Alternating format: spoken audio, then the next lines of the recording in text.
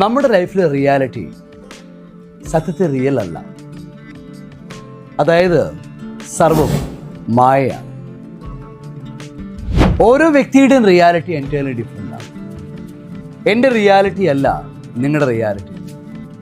ഞാനും നിങ്ങളും ഒരേ സ്ഥലത്തിരിക്കുകയാണെങ്കിൽ പോലും അവിടെ നമുക്ക് അനുഭവപ്പെടുന്നത് വ്യത്യസ്തമായ രീതിയിലാണ്.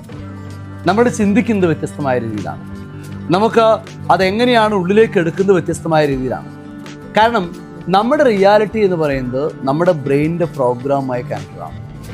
ഇപ്പം നിങ്ങൾ ബിസിനസ്സുകാരനാണെങ്കിൽ ആ ബിസിനസ്സിനെ നിങ്ങൾ നോക്കിക്കാണുന്നത് അതേ ബിസിനസ് ചെയ്യുന്ന മറ്റൊരാളെ നോക്കിക്കാണുന്ന പോലെ ആവില്ല. നിങ്ങളൊരു വിദ്യാർത്ഥിയാണെങ്കിൽ നിങ്ങളെ പഠനത്തെയോ അല്ലെങ്കിൽ സിറ്റുവേഷൻ നോക്കിക്കാണുന്നത് മറ്റൊരാൾ നോക്കിക്കാണുന്ന പോലെ ആവില്ല. നിങ്ങൾ ഗൃഹനാഥനാണെങ്കിൽ മറ്റൊരാൾ നോക്കിക്കാണുന്ന പോലെ ആവില്ല നിങ്ങൾ ആ ചുറ്റുപാടിൽ നോക്കിക്കാണുന്നത്. ഓരോ മനുഷ്യനും വ്യത്യസ്തനാണ്. കാരണം ഓരോ മനുഷ്യൻ്റെ തലച്ചോറും അവനോട് കാണാൻ ആവശ്യപ്പെടുന്നത് അവൻ കാണുന്നു. മുൻപൊരു എപ്പിസോഡ് നമ്മൾ പറഞ്ഞിട്ടുണ്ട് RASനെ കുറിച്ച്, റെക്ടിക്കുലർ ആക്ടിവേറ്റ് സിസ്റ്റം എന്ന് പറയും. ആ റെക്ടിക്കുലർ ആക്ടിവേറ്ററി സിസ്റ്റത്തിൽ ഒരു പ്രത്യേകതയുണ്ട്. അത് നമ്മളോട് കാണാൻ ആവശ്യപ്പെടുന്നത് സെലക്റ്റീവായ കാര്യങ്ങൾ മാത്രമാണ്. മനുഷ്യന് സെലക്റ്റീവ് അറ്റൻഷൻ എന്ന് പറഞ്ഞ കാര്യമുണ്ട്. ഞാനിപ്പോൾ ഇവിടെയൊക്കെ ഇങ്ങനെ നടന്നു കഴിഞ്ഞാൽ, അല്ലെങ്കിൽ ഞാൻ റൂമിനകത്ത് ഇരുന്ന് കഴിഞ്ഞാൽ, ആ റൂമിനകത്ത് നിന്ന് ഇറങ്ങുമ്പോൾ എൻ്റെ ഓർമ്മയിലുണ്ടാവും വളരെ കുറച്ച് കാര്യങ്ങളായിരിക്കും.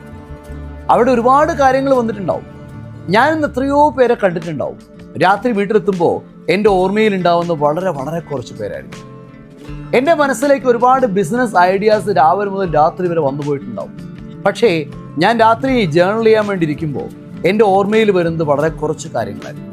കാരണം എൻ്റെ ഓർമ്മയിലേക്ക് അല്ലെങ്കിൽ ബ്രെയിനകത്തേക്ക് ഞാൻ സ്വീകരിച്ചത് ഫിൽറ്റർ ചെയ്ത കാര്യങ്ങൾ മാത്രമാണ്. തികച്ചും അരിച്ചെടുത്തിരിക്കുകയാണ്.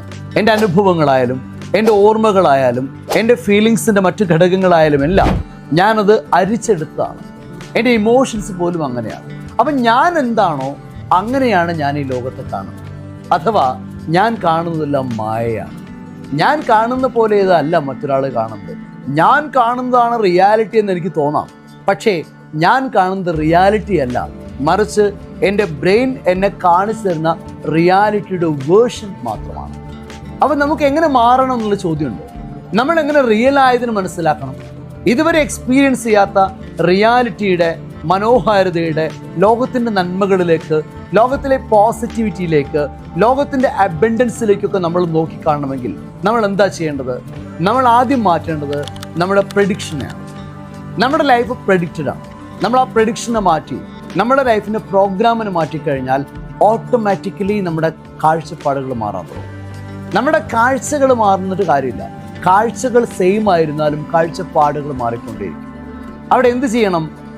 നമ്മളോട് ചോദിക്കേണ്ട ഒരു ചോദ്യമുണ്ട്, എനിക്ക് എന്താണ് വേണ്ടത്? പല ആളുകളും ഡിഫൈൻഡ് അല്ല. എനിക്ക് എന്താണ് വേണ്ടതെന്ന് എനിക്കറിയില്ല. ഞാൻ എന്തൊക്കെയോ സ്വീകരിക്കുകയാണ്. എൻ്റെ പാസ്റ്റിൽ ആരൊക്കെയോ എന്തൊക്കെയോ ആക്കി വെച്ച എൻ്റെ ബ്രെയിനിൻ്റെ പ്രോഗ്രാം കുടുങ്ങിക്കിടന്നിട്ട്, ആരൊക്കെയോ എന്നിലേക്ക് കുത്തിവെച്ച ആശയങ്ങളുടെ വിശ്വാസത്തിൻ്റെയും പിന്തുണയോടെ, ആരൊക്കെയോ എനിക്ക് പറഞ്ഞു തന്ന എന്തൊക്കെയോ കാര്യങ്ങളെ എൻ്റെതായ രീതി സ്വീകരിച്ചുകൊണ്ട് ഞാൻ ഈ ലോകത്തെ സ്വീകരിക്കുകയാണ്. അതെനിക്ക് വേണ്ടതല്ല. എനിക്ക് വേണ്ടത് സമൃദ്ധിയാണ്. എനിക്ക് വേണ്ട ബിസിനസ് ഗ്രോത്ത് ആണ്. എനിക്ക് വേണ്ടത് വളർച്ചയാണെങ്കിൽ ആദ്യം ഡിഫൈൻ ചെയ്യേണ്ടത് എനിക്ക് എന്ത് വേണമെന്നാണ്. ഇപ്പോൾ തന്നെ നിങ്ങൾ ജേർണൽ എടുക്കുക, പേന എടുക്കുക, എന്നിട്ട് ഒരു നിമിഷം ആലോചിച്ച് എഴുതുക, എനിക്കെന്ത് വേണം? എല്ലാ മേഖലയിലും. ആരോഗ്യം എനിക്കെന്ത് വേണം? സമ്പത്ത് എനിക്കെന്ത് വേണം? കുട്ടികൾ എനിക്കെന്ത് വേണം? അങ്ങനെ സമഗ്ര മേഖലയിൽ നിങ്ങൾക്ക് എന്ത് വേണമെന്ന് ക്ലാരിറ്റി ഉണ്ടാക്കിയെടുക്കുക. അതിനുശേഷം അത് അനുസരിച്ച് കാര്യങ്ങളെ കാണാൻ നിങ്ങളുടെ ബ്രെയിനോട് ആവശ്യപ്പെടുമ്പോൾ ഓട്ടോമാറ്റിക്കലി ബ്രെയിൻ അതിൻ്റെ കാഴ്ചപ്പാടുകളെ മാറ്റുന്നു. അങ്ങനെയാണ് മായയിൽ നിന്നും പുതിയൊരു ലോകം സൃഷ്ടിക്കാൻ നമുക്ക് സാധിക്കുക. സർവം മായയിൽ നിന്ന് സർവം നല്ലതിലേക്കാവട്ടെ യാത്ര.